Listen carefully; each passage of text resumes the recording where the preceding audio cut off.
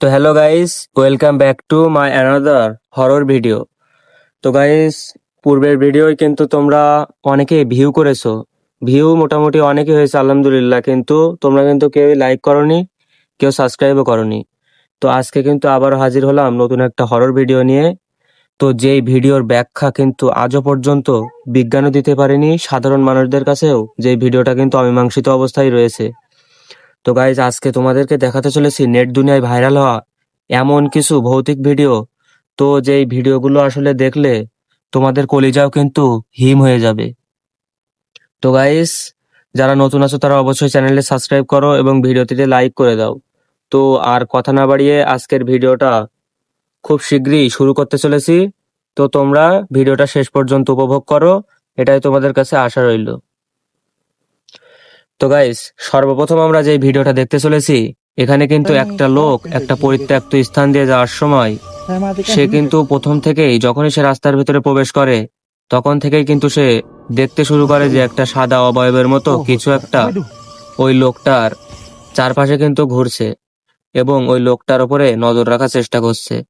তো লোকটা কিন্তু প্রথমে বুঝতে পারে না, প্রথম কিন্তু লোকটা এই ঘটনাটিকে স্বাভাবিকভাবেই নেয় যে হয়তো কোনো মানুষ থাকবে, কিন্তু তারপরে কিন্তু লোকটার সাথে এমন কিছু কিছু ঘটনা ঘটে যেটা কিন্তু লোকটার কলিজাকে একেবারে হিম করে দেয়।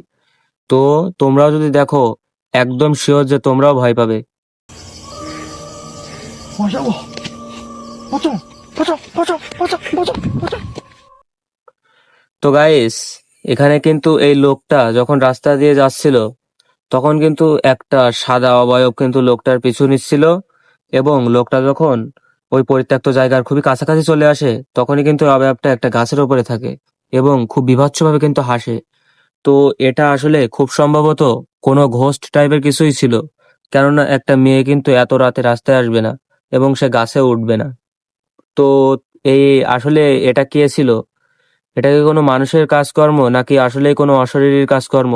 সেটা যদি তোমরা জেনে থাকো অবশ্যই কমেন্টে বলে দিও। তো এরপরে যেই ভিডিওটা রয়েছে সেই ভিডিওটা কিন্তু একটা পরিত্যক্ত রেল লাইনের ভিডিও। তো এই রেল লাইনের সম্পর্কে কিন্তু অনেক রকম ঘটনাই শোনা যায়।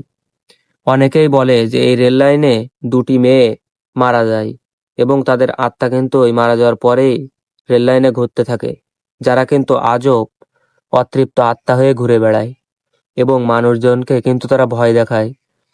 তো এরকমই কিন্তু দুইটা ঘোস্ট হান্টার এই রাস্তার ভেতরে যায়, যাওয়ার পরে কিন্তু তাদের সাথে ঘটে যায় একটা মর্মান্তিক ঘটনা।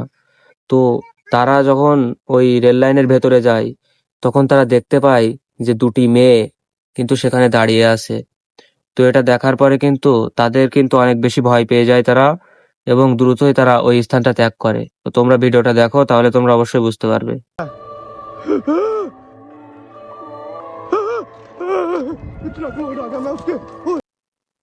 তো গাইজ, তোমরা কিন্তু দেখতেই পেলে যে এখানে একটা মেয়ে কিন্তু পুরোপুরি মেয়েও বলা যায় না, একটা অবয়বের মতো কিছু একটা ওখানে ছিল, এবং সে কিন্তু এই লোক দুটোকে প্রতিনিয়তভাবেই ভয় দেখাচ্ছিল।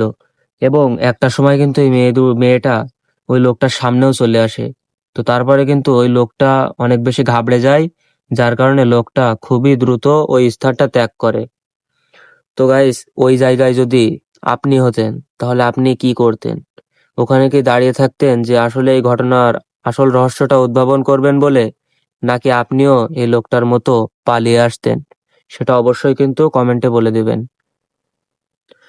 তো এরপরে যে ঘটনাটা রয়েছে, এখানে কিন্তু একটা সরকারি কর্মকর্তা একটা প্যারানরমাল হাউসে যায়, যেখানে কিন্তু একদম জায়গাটা পরিত্যক্ত, এখানে কেউই থাকে না, কেননা এখানে এত পরিমাণ প্যারানরমাল ঘটনা ঘটে যার কারণে কিন্তু এই জায়গাটা পরিত্যক্ত করতে বাধ্য হয়েছিল লোকজন।